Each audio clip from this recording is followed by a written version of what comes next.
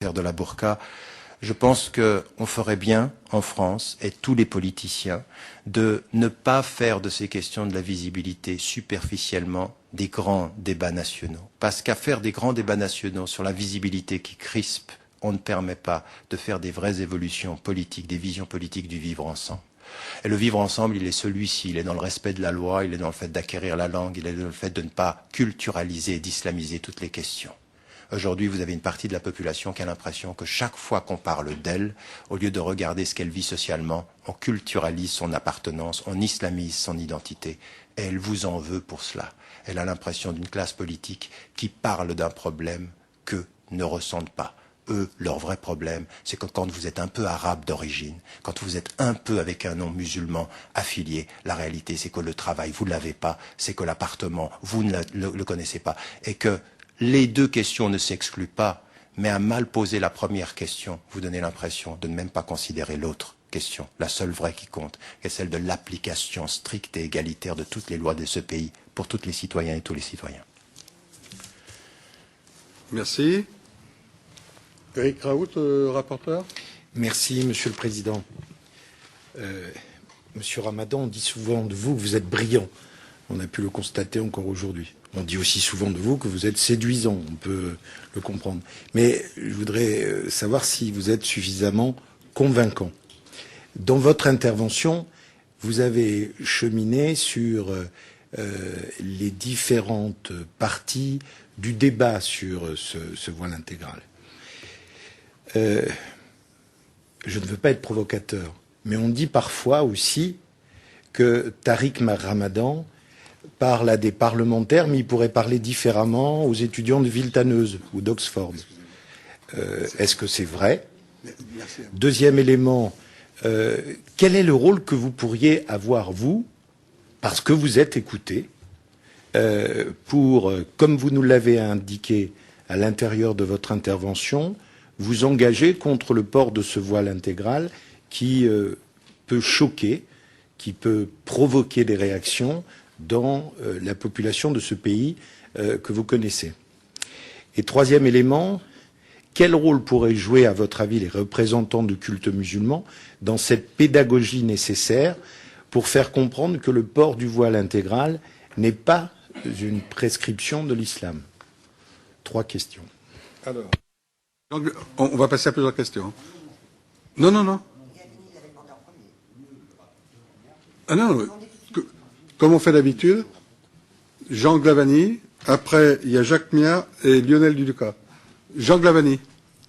Président, je voulais juste m'adresser à M. Ramadan pour lui dire en des termes simples qu'il sache qu'il y a des députés et membres de cette mission qui ne souhaitaient pas vous auditionner.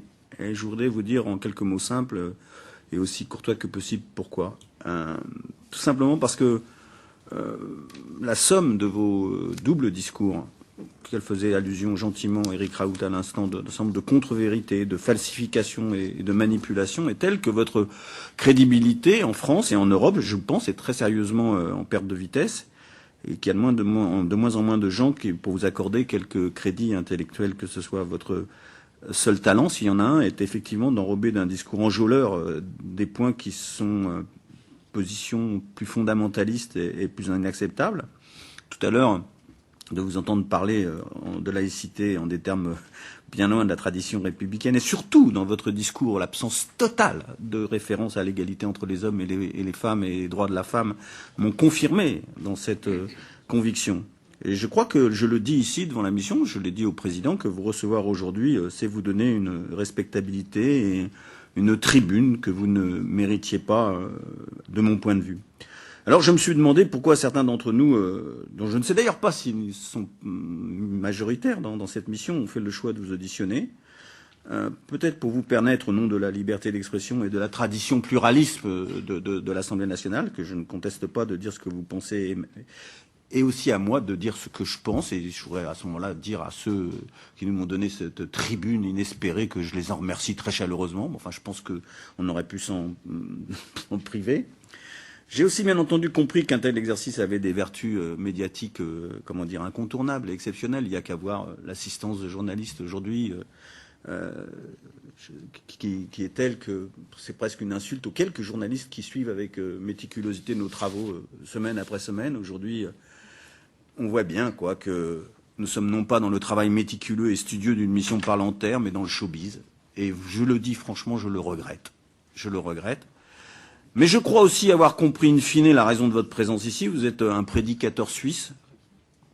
Et je me suis demandé pourquoi un Parlement français devait recevoir à écouter un prédicateur suisse. Et c'est sans doute que on a compris ces dernières semaines que la lumière venait de Suisse, de la situation judiciaire d'un cinéaste, Hagstatt, qui a provoqué des réactions irrationnelles en France, en passant par la votation citoyenne sur les minarets.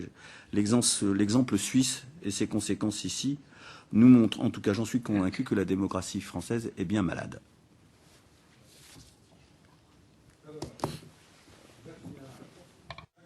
Oui, merci, Monsieur le Président. Bonjour, Monsieur Ramadan.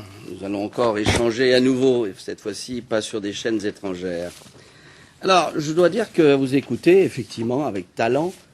Je ne vous cache pas que je suis profondément déçu, que ça fait un peu savonnette, vos arguments. C'est-à-dire qu'on ne voit pas vraiment quelque chose de consistant. Alors, je vais m'expliquer assez rapidement.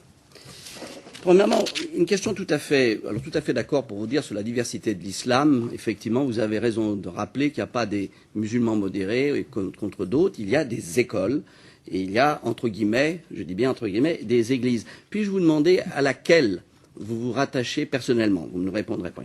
Alors, j'ai une question tout à fait simple à vous poser. Est-ce que vous, en tant que musulman d'une école, vous êtes choqué? Et est-ce que vous, par justement le port de la niqab, et est-ce que vous pouvez comprendre qu'effectivement, dans une société multiséculaire où il n'y a pas d'habit de visage, nos concitoyens puissent être choqués?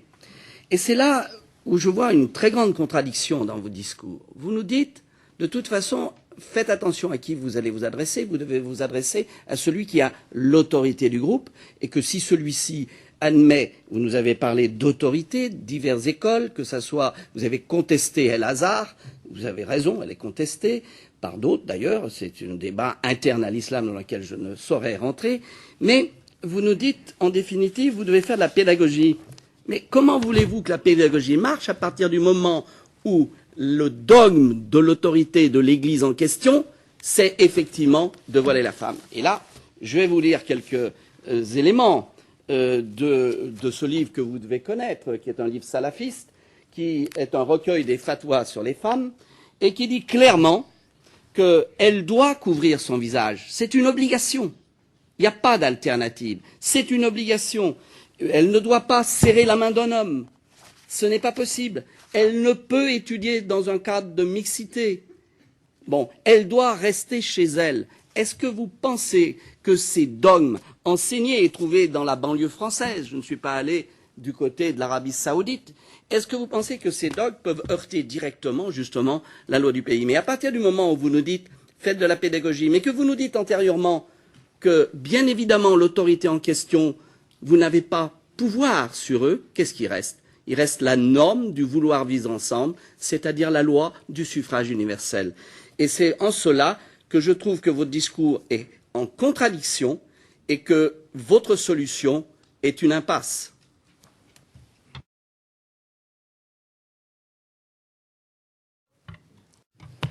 Oui, écoutez, moi je me réjouis que nous ayons l'occasion de vous entendre, parce que plutôt que de vous regarder qu'à la télévision, je suis heureux que cette mission sur le voile puisse entendre quelqu'un qui a une certaine notoriété et que nous puissions nous adresser à lui et qu'il puisse nous faire les réponses qu'il doit nous faire. Donc moi je pense qu'on a bien fait. Je remercie le Président et le rapporteur de nous avoir donné cette opportunité. Moi, je voudrais simplement vous poser 3 questions.